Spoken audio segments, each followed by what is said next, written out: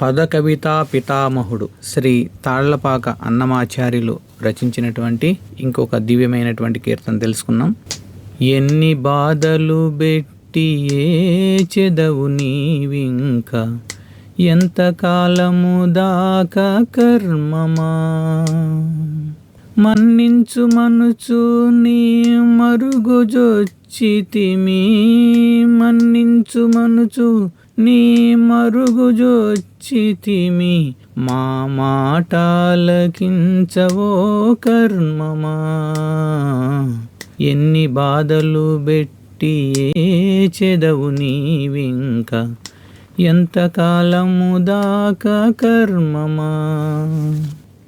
మనకు జీవితంలో వచ్చేటువంటి ప్రతి ఒక్క సంఘటనలు అన్నీ కూడా మన కర్మల యొక్క ఫలితాలే.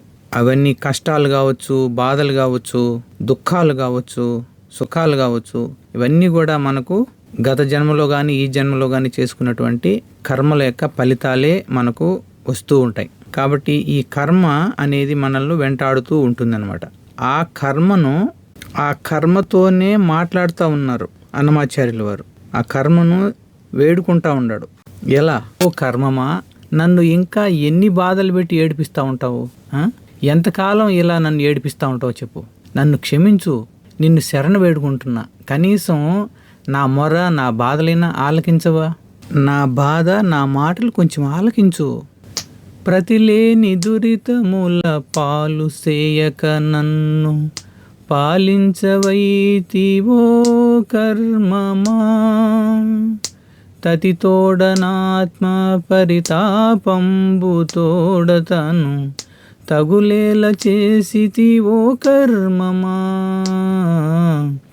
జితకాములకు గాని చేతికి నిలోనయి చెక్కవే కాలంబు కర్మమా. మతిహీనులైనట్టి మాకు ఒక పరిపాటి మార్గంబు చూపవో కర్మమా. ఎన్ని బాధలు పెట్టి ఏచెదవు నీవింక, ఎంతకాలము దాకా కర్మమా. ప్రతిలేని దురితముల పాలు సేయక నన్ను పాలించవైతివో కర్మమా. తతితోడ నాత్మ పరితాపంబు తోడతను తగులేల చేసితివో కర్మమా. ఓ కర్మమా, సాటి లేని ఘోరమైన పాపాలేక నన్ను తోసి పడేయకుండా కొంచెం కాపాడకూడదా నువ్వు? ఎందుకు అంత కఠినంగా ప్రవర్తిస్తూ ఉండవు చెప్పు. నా మనసేమో పాపకర్మల వెంట పరిగెడతా ఉంటుంది, ఆత్మ ఏమో భగవంతుడి వైపు పరిగేమని చెప్తా ఉంటుంది. ఈ రెంటి మధ్యలో నిరంతరం తపన కలిగించే విధంగా, పరితాపం కలిగించే విధంగా ఈ సంసార బంధాలన్నీ నాకు తగిలిస్తూ ఉండవు. ఎందుకు ఇలా తగిలిస్తూ ఉండవు కర్మ చెప్పు. జితకాములకు గాని చేతికిని లోనయి చెక్కవే కాలంబు కర్మమా. మతిహీనులైనట్టి మాకు ఒక పరిపాటి మార్గంబు చూపవో కర్మమా. ఇక్కడ ఏం చెప్తున్నానంటే, కోరికలు జయించినటువంటి జితేంద్రియులు ఉంటారు చూడు, పరమ జ్ఞాన స్వరూపులు, వాళ్ళ ముందర నీ ఆటలు ఏం సాగవు అసలే. ఎటొచ్చి బుద్ధిహీనులైన వాళ్ళము, అజ్ఞానులైనటువంటి వాళ్ళమైన మమ్మల్ని మాత్రం పట్టుకొని ఏడిపిస్తూ ఉంటావు, బాధలేక దోస్తూ ఉంటావు. మాతో అయితే ఆడుకుంటూ ఉంటావు నువ్వు. కానీ జ్ఞానులు జితేంద్రులు ఉన్నారు చూడు, వాళ్ళని ఏమి వేయలేవు నువ్వు. మమ్మల్ని ఎందుకు ఇట్లా ఏడిపిస్తూ ఉండవు? కనీసము మాలాంటి అజ్ఞానులకు ఒక సరైన పద్ధతి, ఒక ముక్తి మార్గం లాంటిదని చూపించవచ్చు కదా.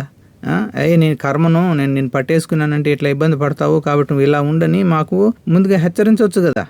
ఎందుకు కర్మబంధాలకు తోసేస్తాడో చెప్పు.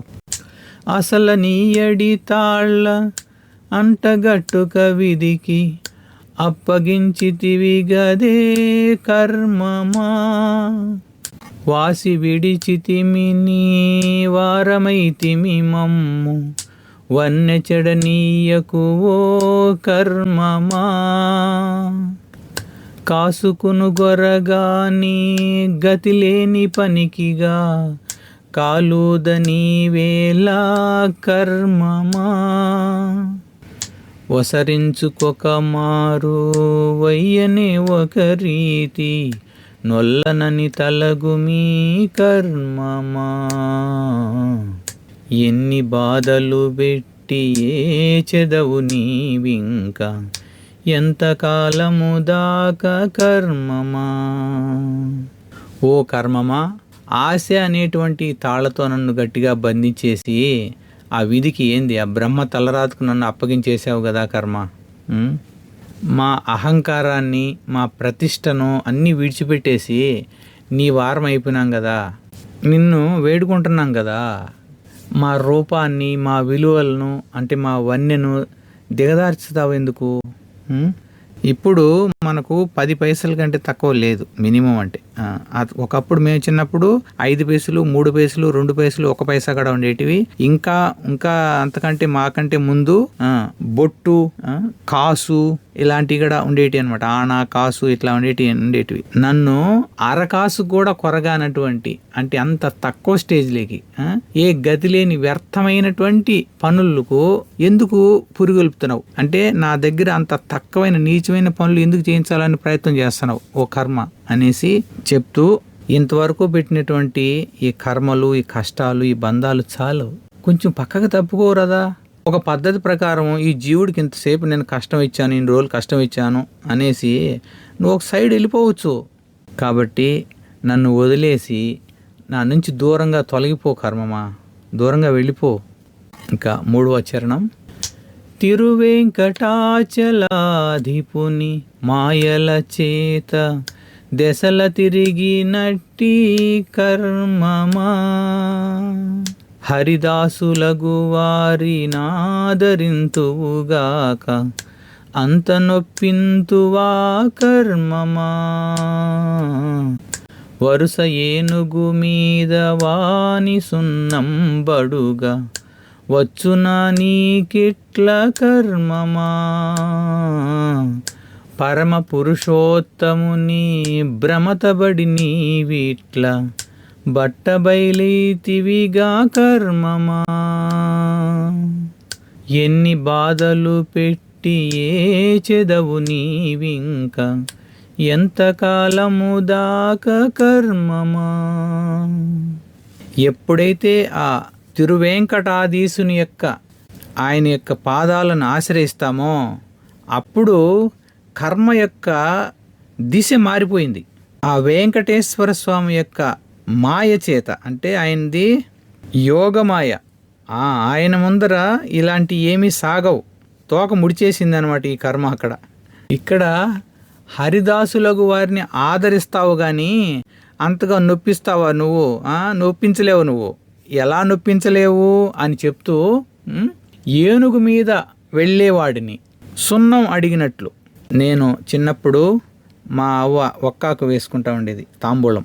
అందులో ఆకు, ఒక్క, సున్నము ఈ 3 కలిపితేనే మనకు ఎర్రగా పండేది. మనకు తెలుసు కదా ఈ విషయం. కాబట్టి సున్నం లేకపోతే ఉత్త ఆకు, ఒక్క నవిలితే లాభం లేదు. అందువల్ల మా అవ్వ ఇంటికాడ ఉండేటప్పుడు కొంతమంది వచ్చేవాళ్ళు అనమాట. కొంచెం సున్నం ఇస్తావా, నా దగ్గర ఆకు ఉండదు, ఒక్క ఉండదే, సున్నం లేదా, 1 రవ్వ పెడతావా అని వచ్చేవాళ్ళు అనమాట. ఆమె దగ్గర కొంచెం సున్నం తీసుకొని కొంతసేపు మాట్లాడి వెళ్ళిపోయేవాళ్ళు. అంటే ఆకు ఒక్కతో పాటు సున్నం ఉన్నప్పుడు ఎర్రబడుతుంది. ఇప్పుడు అన్నమాచార్యులు వారు చెప్తున్నారు, ఈ కర్మ అనేది ఒక సాధారణంగా ఒక వెళ్ళి దారిలో నడిచిపోయేటువంటి ఒక నార్మల్ ఒక మనిషి, ఇతను ఒక ఏనుగు మీద అంబారి పైన కూర్చునేటువంటి ఒక వ్యక్తిని సున్నం అడగాలనుకుంటున్నాడు. మామూలుగానే ఏనుగు 2-3 మనుషుల పైన ఎత్తుంటుంది, దాని మీద అంబారు వేసుకొని దాని మీద కూర్చుండేవాడిని నువ్వు సున్నం అడగడానికి వీలు పడుతుందా? కాదు. అదేవిధంగా ఎవరైతే భగవంతుని యొక్క పాదాలు ఆశ్రయించి ఉంటారో వాళ్ళ మీద నువ్వు కర్మ ఫలితాలను, కర్మను అప్లై చేయాలంటే వీలు పడుతుందా? వీలు పడదు. నువ్వు తోక ముడిచేసావు, నాకు అర్థమైపోయింది నీ పరిస్థితి. ఆ వెంకటేశ్వర స్వామి యొక్క మాయలో పడి నీ కర్మ, అంటే నీ ఆటలు ఏమీ సాగక నీ అసలు రూపం బయటపడిపోయింది. కాబట్టి ఇంకా నీ ప్రయత్నాలన్నీ వ్యర్థమే. నువ్వు భగవంతుని యొక్క భక్తులపైన నువ్వు ఏమీ చేయలేవు, నీ కర్మ ఎందుకు ఉపయోగపడదు. కాబట్టి ఇక్కడ శ్రీ అన్నమాచార్యుల వారు లోకంలో ఉండేటువంటి జనులందరికీ ఎలుగెత్తి చెప్తున్నాడు ఏమని, ఎవరైతే శ్రీ వెంకటేశ్వర స్వామి యొక్క పాదాలు ఆశ్రయిస్తారో, ఆ గోవిందుని యొక్క పాదాలు ఆశ్రయిస్తారో వారిపైన కర్మ యొక్క ప్రభావం ఉండదు. కాబట్టి ఆ దేవదేవుడైనటువంటి శ్రీ వెంకటేశ్వర స్వామిని పాదాలు ఆశ్రయించండి, కర్మబంధాల్లో నుంచి బయటపడండి అని అనేసి ఇక్కడ ఎంతో గొప్పగా యథార్థమైనటువంటి విషయాన్ని మనకు తెలియజేస్తున్నారనమాట. అలా మనము శ్రీ వెంకటేశ్వర స్వామి యొక్క పాదాలు ఆశ్రయించేటువంటి భాగ్యం కలిగించమని, భక్తుల సాంగత్యము, భగవంతుని యొక్క సేవ భాగ్యాన్ని ప్రసాదించమని గురుదేవుల యొక్క పాదాలను మరియు ఆ గోవిందుని యొక్క పాదాలను పట్టుకొని వేడుకున్నాం. ఏడుకొండలవాడ వెంకటరమణ గోవింద గోవింద, ఆపద మొక్కులవాడ అనాథరక్షక గోవింద గోవింద. ఓం నమో వెంకటేశాయ.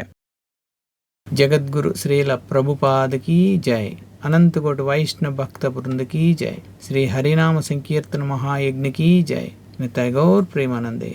హరి హరి బోల్. హరే కృష్ణ.